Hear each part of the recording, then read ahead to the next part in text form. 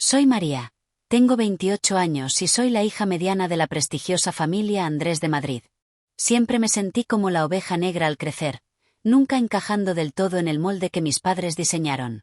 Cuando aprobé el examen de abogacía el mes pasado, en lugar de unirme al negocio familiar, pensé que finalmente estarían orgullosos. Me equivoqué. Anoche regresé a casa para una cena familiar celebrando el compromiso de mi hermano. En el momento en que crucé esas puertas familiares, sentí la tensión. Nunca imaginé que, para el postre, mis padres me mirarían a los ojos y dirían esas palabras que lo cambiaron todo. ¿Desde dónde nos lees? Déjalo en los comentarios abajo. Dale al botón de me gusta y suscríbete para saber cómo reconstruí mi vida tras ser desheredada por la familia que pensé que siempre estaría ahí.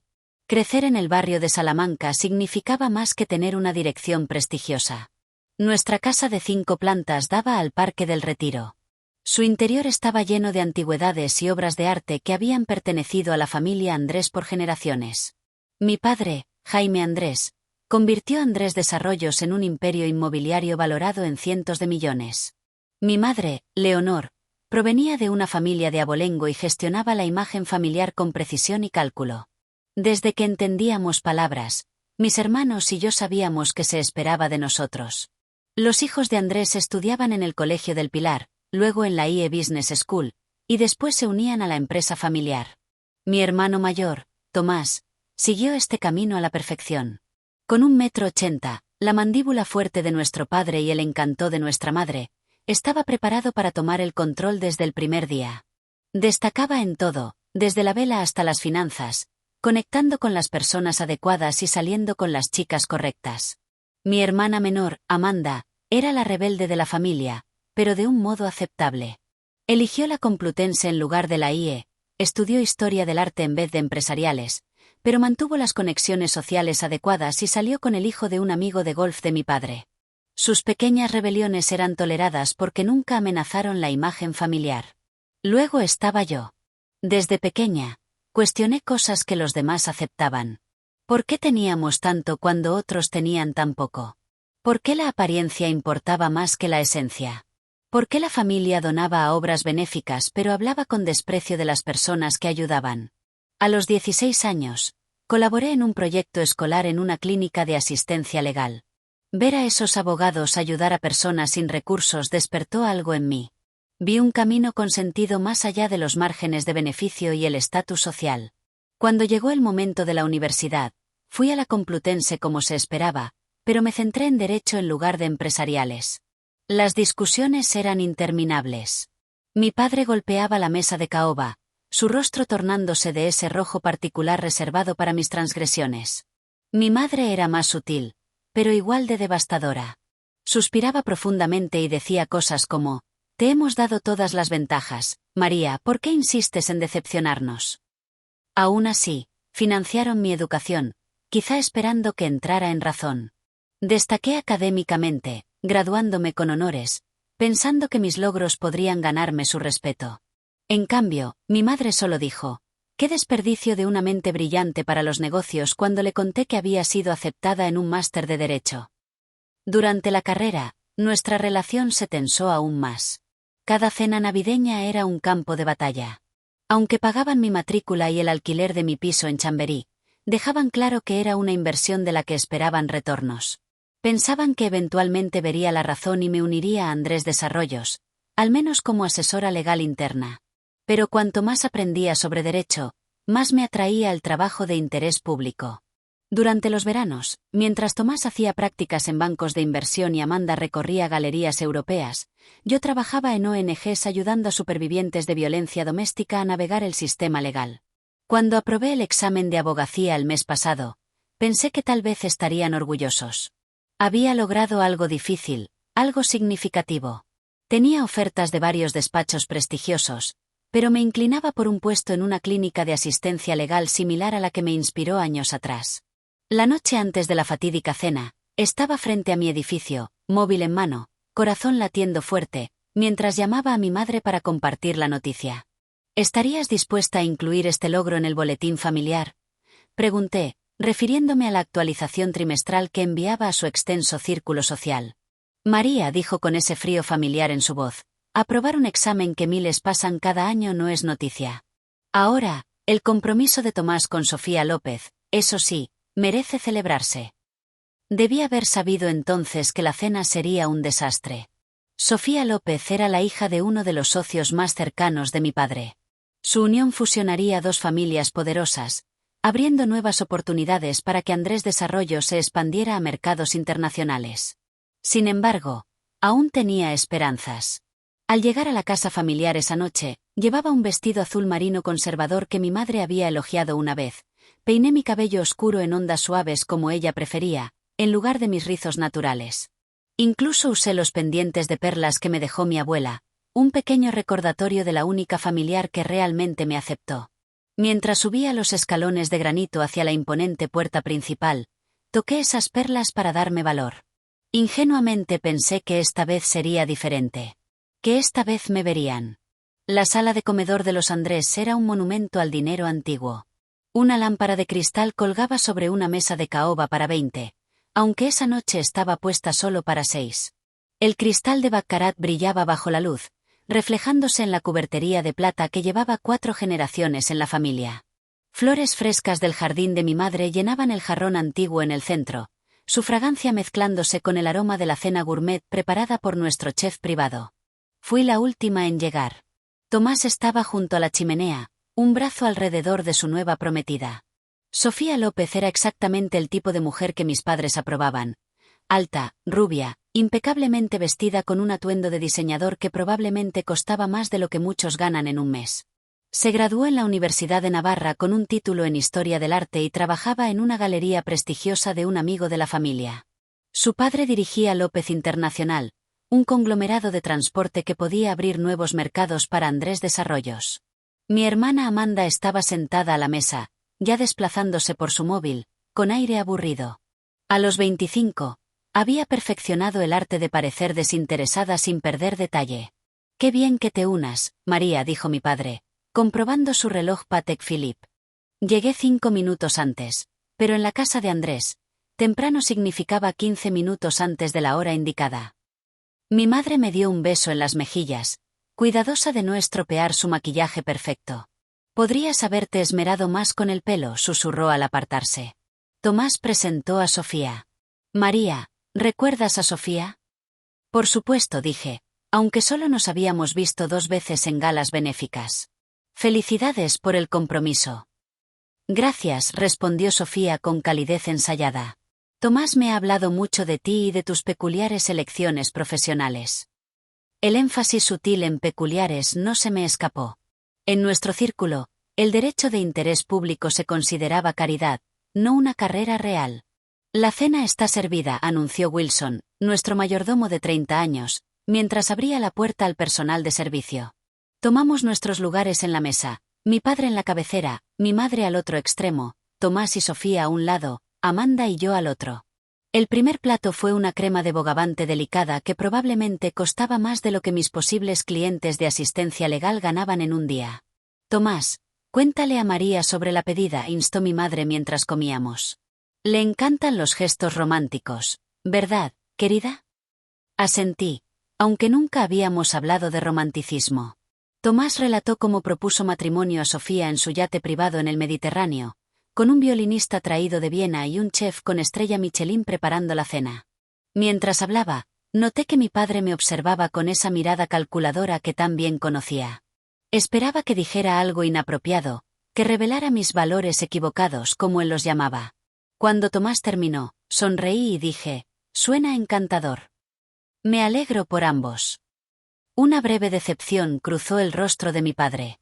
Quería que objetara, que le diera una excusa.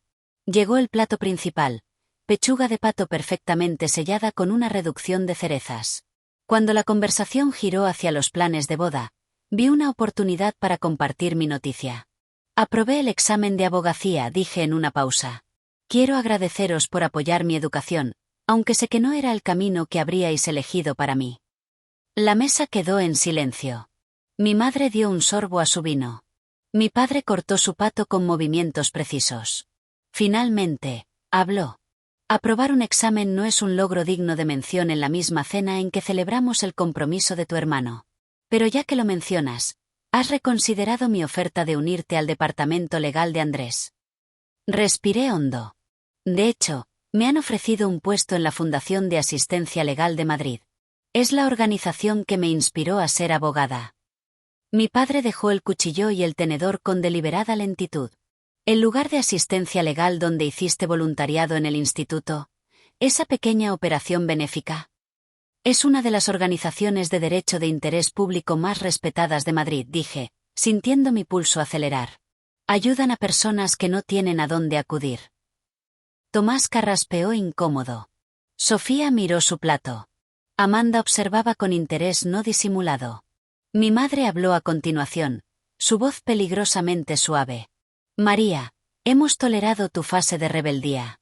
Pagamos tu educación en las mejores instituciones, y así nos lo agradeces. Tirándolo todo por trabajar con esa gente. Esa gente son ciudadanos que merecen representación legal, dije, luchando por mantener la voz firme. El puesto me permitirá marcar una diferencia real.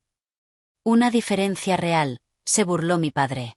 La única diferencia que estás marcando es avergonzar a esta familia. ¿Tienes idea de cómo queda cuando la gente pregunta qué hace mi hija y tengo que decirles que ha elegido trabajar con delincuentes y casos de asistencia social? No es lo que... Tu hermano está haciendo algo de sí mismo, continuó, alzando la voz. Aporta valor a esta familia. Se casa con una mujer que entiende su rol en la sociedad. Y tú, después de todo lo que te hemos dado, decides echárnoslo en cara. No pedí ser parte de una familia que valora el dinero por encima de las personas, dije, las palabras escapándose antes de poder detenerlas. La sala quedó en absoluto silencio.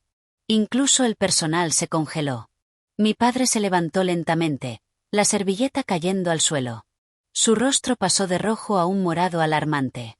Entonces, tal vez no debería ser parte de esta familia, dijo, cada palabra como hielo. Si insistes en este camino, no eres bienvenida aquí. No eres parte de esta familia. No vuelvas. Lo miré en shock.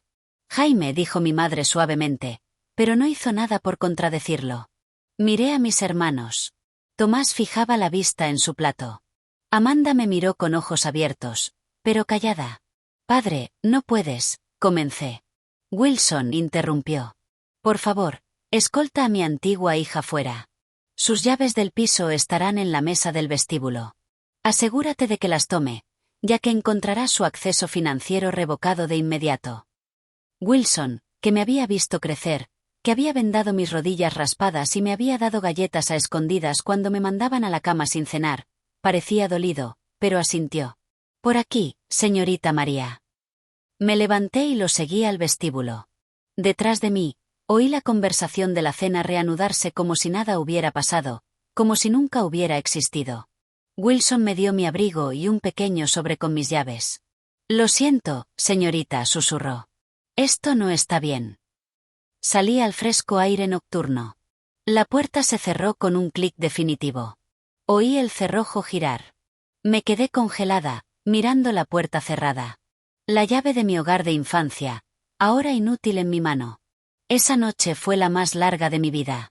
Tomé un taxi de vuelta a mi piso en Chamberí, un lujoso apartamento de 2 dormitorios con ventanas de suelo a techo y portero que mis padres habían insistido en que tuviera por seguridad. La ironía no se me escapó, al darme cuenta de que ya no podía permitírmelo. Me senté en mi sofá de diseño en la oscuridad, intentando procesar lo ocurrido. El shock me impidió llorar al principio. Esto era una pesadilla, de la que despertaría, seguro. Mis padres habían estado decepcionados conmigo antes, incluso enfadados, pero desheredarme por completo? Parecía irreal. Mi móvil vibró a las 11:30. Era Amanda. María, ¿estás bien?, preguntó, su voz baja. Claramente se escondía en algún lugar de la casa para hacer esa llamada. ¿Tú qué crees?, logré decir. Es una locura, dijo. No puedo creer que hicieran esto. El padre hizo que Wilson cambiara todas las cerraduras esta noche, incluso el código de la verja. ¿Dijisteis algo tú o Tomás después de que me fui?, pregunté. Hubo una pausa. Tomás dijo que te lo buscaste. Sofía parecía incómoda, pero no habló.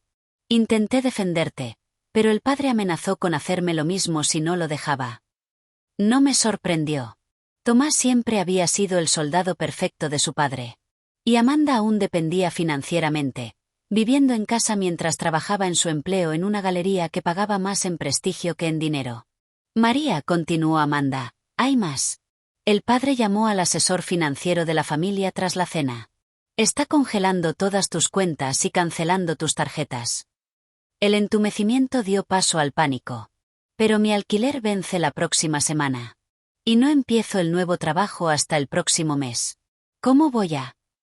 Lo sé, interrumpió. Puedo prestarte algo de mi cuenta personal, pero no mucho. Padre también vigila la mía. Tras colgar, revisé mis cuentas bancarias. Mi cuenta corriente, que esa mañana tenía unos 5.000 euros, ahora mostraba un saldo de 0. Mi cuenta de ahorros, con los restos de los gastos del último semestre, unos 15.000 euros, estaba igual de vacía. La tarjeta de crédito que había usado durante años fue rechazada al intentar pedir comida a domicilio. En unas horas, pasé de la seguridad financiera a nada. La mañana no trajo alivio. Desperté con un correo de mi casero. Aparentemente, mi padre lo había contactado para informarle que ya no serían garantes de mi alquiler.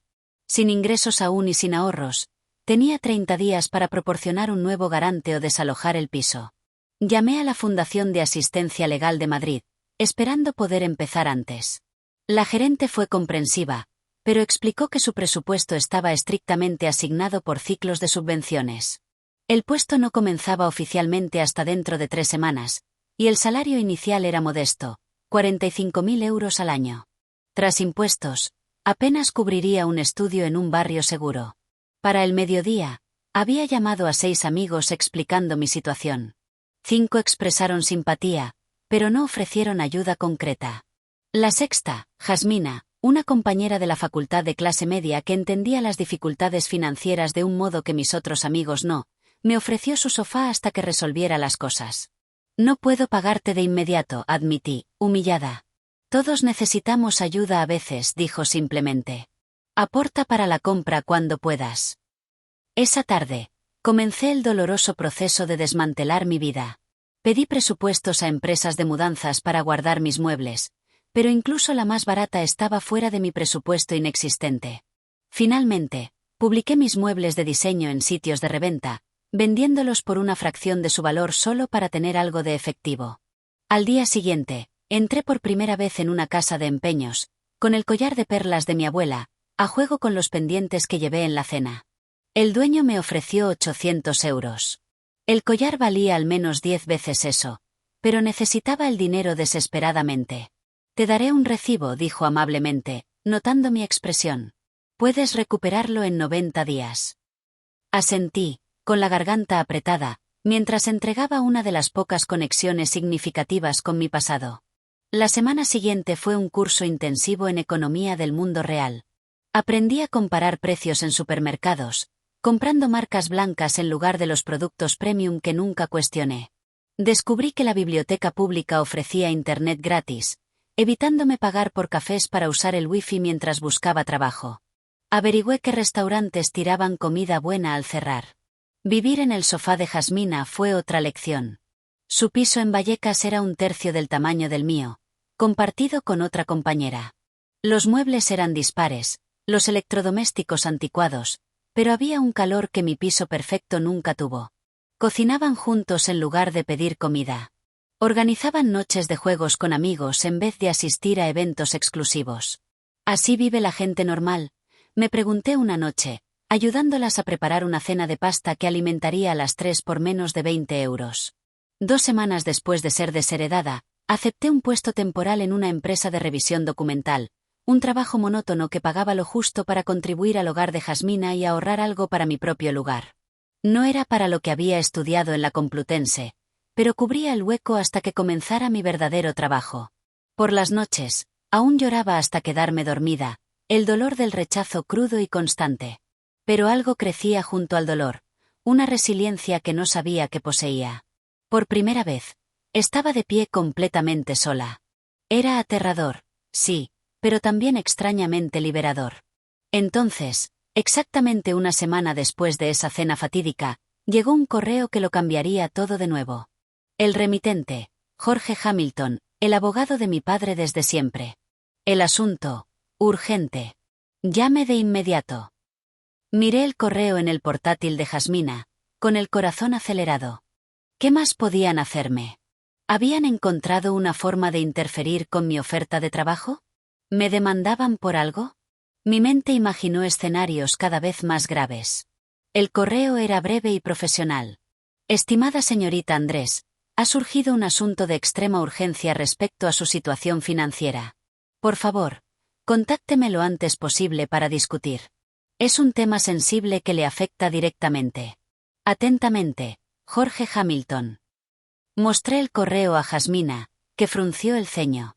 Suena sospechoso, ¿por qué te contactaría el abogado de tus padres si te han desheredado? No lo sé, admití. Pero Jorge me conoce desde niña. Siempre pareció justo, incluso amable, a pesar de ser el abogado de mi padre. Tras debatirlo una hora, llamé al número de la firma. Hamilton y Asociados. ¿A quién dirijo su llamada?, dijo la recepcionista. Soy María Andrés para Jorge Hamilton, dije, sorprendida por lo firme que sonaba mi voz. Tras una breve espera, la voz familiar de Jorge sonó. María, gracias por llamar. Temía que ignoraras mi mensaje. Lo consideré, admití. No estoy ansiosa por más malas noticias de los representantes de mi familia. Carraspeó incómodo. No es lo que piensas, ¿podemos vernos en persona? Es un asunto delicado. Mi sospecha creció, pero la curiosidad venció. Estaría dispuesta a reunirme en un lugar público, dije con cautela. Quedamos en una cafetería cerca del Retiro al día siguiente. Llegué temprano, eligiendo una mesa con vista clara de la entrada y la salida. Cuando Jorge entró, me sorprendió lo cansado que parecía. El siempre impecable abogado parecía haber envejecido años en una semana. María, dijo, sentándose frente a mí. Gracias por aceptar reunirte. ¿De qué va esto, Jorge?, pregunté directamente. Miró alrededor y bajó la voz. ¿Estás familiarizada con el fideicomiso que tu abuela estableció para ti antes de morir? Fruncí el ceño, confundida. La abuela Rosa murió cuando tenía 16 años. Era la madre de mi padre, pero nada como él, cálida, compasiva, interesada en mis sueños más que en cómo reflejaban a la familia. Sabía que había dejado algo de dinero para cada nieto, pero los detalles siempre los manejaron mis padres. Sé que nos dejó algo a cada uno, pero mi padre dijo que era solo un pequeño fondo para la educación que se usó en la universidad, respondí. Jorge pareció dolido. Eso no es exacto. Tu abuela estableció un fideicomiso sustancial para cada nieto. Tomás recibió el suyo a los 25, como estipulaban los documentos. Amanda recibirá el suyo el próximo año. ¿Y el mío?, pregunté, sintiendo un nudo en el estómago. El tuyo era diferente, explicó. Tu abuela vio algo en ti, María. Especificó que tu fideicomiso sería accesible al cumplir 30 años o al completar un posgrado, lo que ocurriera primero. Los fondos eran específicamente para educación y vivienda. Intenté procesar la información. Entonces, hay un fideicomiso a mi nombre, ¿de cuánto hablamos? Jorge respiró hondo. 2 millones de euros. La cafetería pareció girar a mi alrededor. 2 millones. Y mis padres nunca me lo contaron. El fideicomiso ha sido gestionado activamente y ha crecido significativamente desde que tu abuela lo estableció, continuó Jorge. Como abogado de la familia, he supervisado los 3 fideicomisos, pero tus padres han sido los administradores designados hasta que se cumplieran las condiciones de distribución. Lo que significa, comencé, que lo controlaban hasta ahora. Confirmó, cuando aprobaste el examen de abogacía, cumpliste el requisito de educación de posgrado. El fideicomiso debería haberse transferido a tu control de inmediato. Me recosté, atónita. Entonces, ¿por qué no lo hizo? Jorge parecía profundamente incómodo. Tu padre me instruyó que no procesara la transferencia. Cuando le recordé que era un requisito legal, sugirió que había formas de reinterpretar el lenguaje del fideicomiso o retrasar el proceso indefinidamente. Mi shock dio paso a la ira. Me han estado robando. No técnicamente robando, aclaró rápidamente. Los fondos están ahí, pero han estado tomando préstamos contra los activos del fideicomiso para varios propósitos del negocio familiar, lo cual es una clara violación de su deber fiduciario como fideicomisarios. Lo miré fijamente. Jorge, ¿por qué me cuentas esto? Eres su abogado, no el mío. Me miró directamente. Porque lo que están haciendo es ilegal, y como oficial del tribunal, no puedo ser cómplice. Cuando tu padre me pidió redactar nuevos documentos excluyéndote de varias propiedades familiares tras tu desacuerdo la semana pasada, tuve que revisar todas las estructuras financieras relevantes. Ahí descubrí la magnitud de las irregularidades con tu fideicomiso. Entendí de repente. Crees que los demandaré, y por extensión a ti. Asintió sombríamente. Si consultaras a cualquier abogado competente con esta información, eso es exactamente lo que pasaría, y ganarías. Estoy intentando resolver esto antes de que llegue a ese punto. ¿Qué está pasando ahora?, pregunté. Tus padres quieren reunirse. Han sugerido mi despacho mañana por la tarde. Quise informarte primero para que entiendas tu posición. Mi posición. Jorge se inclinó hacia adelante. María, tienes todo el poder aquí. Ellos lo saben y están en pánico. Por eso tu padre de repente ha cambiado de opinión sobre tu lugar en la familia. Como si fuera una señal, mi móvil vibró con un mensaje de mi madre, el primer contacto desde la cena. María, cariño, necesitamos hablar. Tu padre estaba molesto y dijo cosas que no sentía. La familia lo es todo para nosotros. Por favor, vuelve a casa. Mostré el mensaje a Jorge. Asintió, sabiendo. Tras la salida de Jorge, me quedé en la cafetería otra hora intentando asimilar todo. Mi abuela había creído en mí lo suficiente como para reservarme esta fortuna específicamente. Mis padres la habían ocultado, usada y solo ahora que los habían pillado mostraban interés en reconciliarse. Esa noche, me reuní con un asesor financiero que Jorge recomendó, sin conexión con mi familia.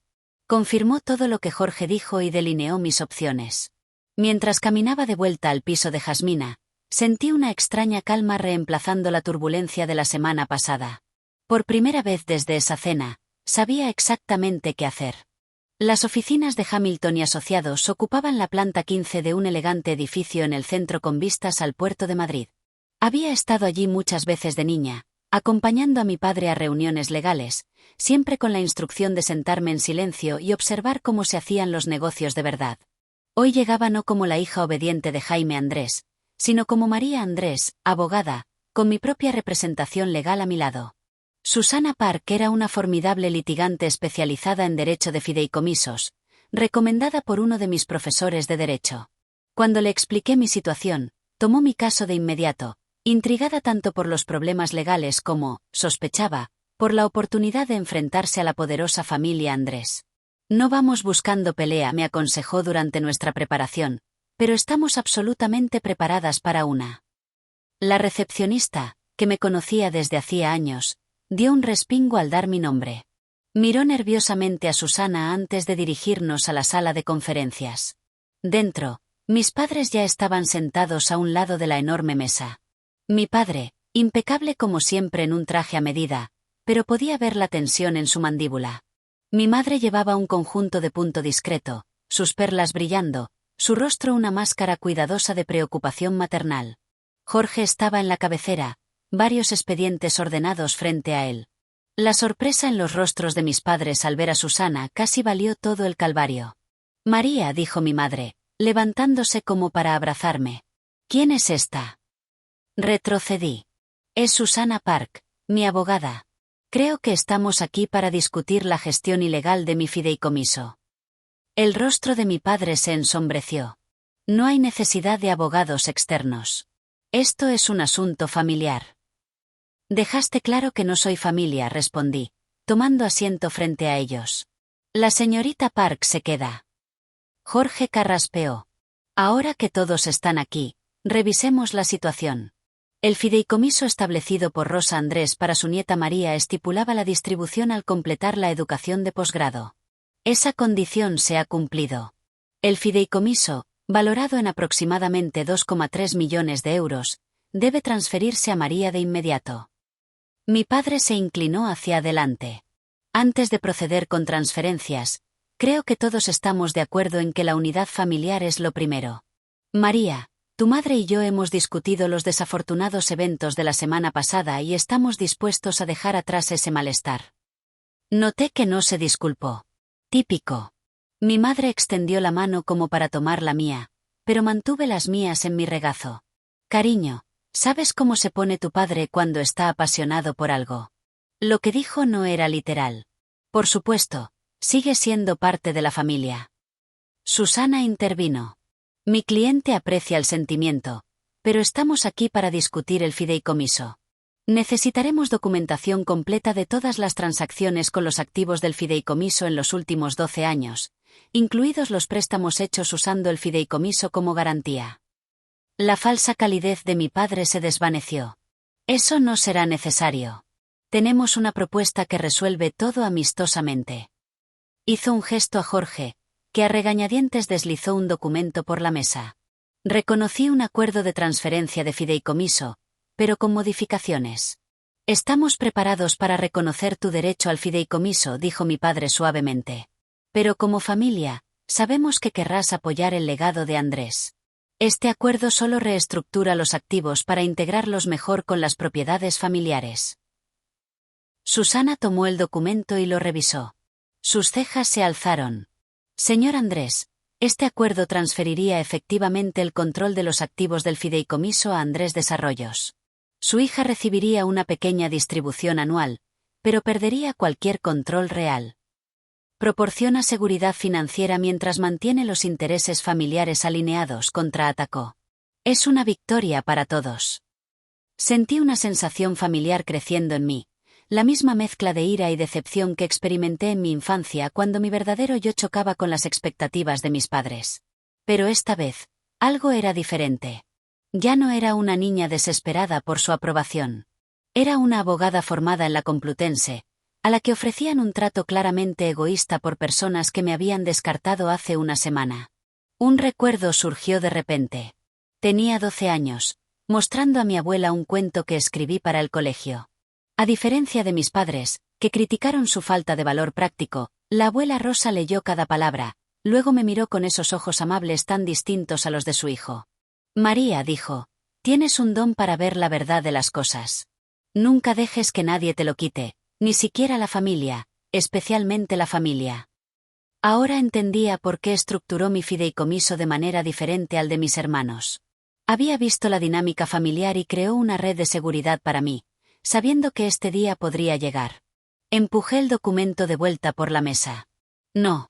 Mi padre parpadeó, genuinamente sorprendido. No creo que entiendas lo que se te ofrece. Lo entiendo perfectamente, dije, mi voz firme.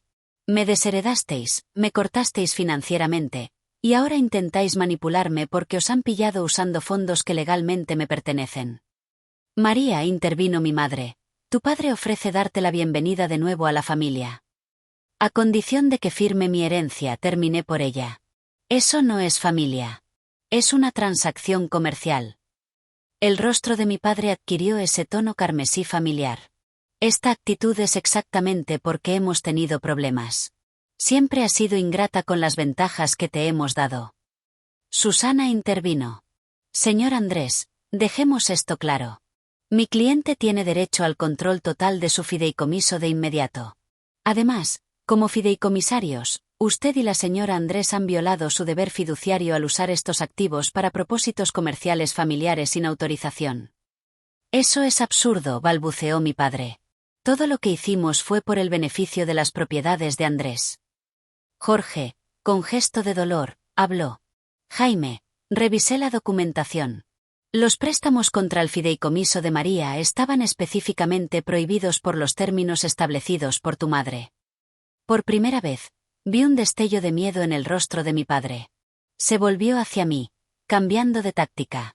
María, sé razonable. Si sigues esto de manera adversarial, nunca trabajarás en esta ciudad. Nuestra familia tiene conexiones en toda la comunidad legal.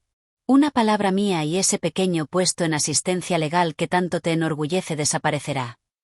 Sentí un escalofrío ante su amenaza, sabiendo que no era del todo vacía. El nombre Andrés tenía peso, pero también sabía algo que él no.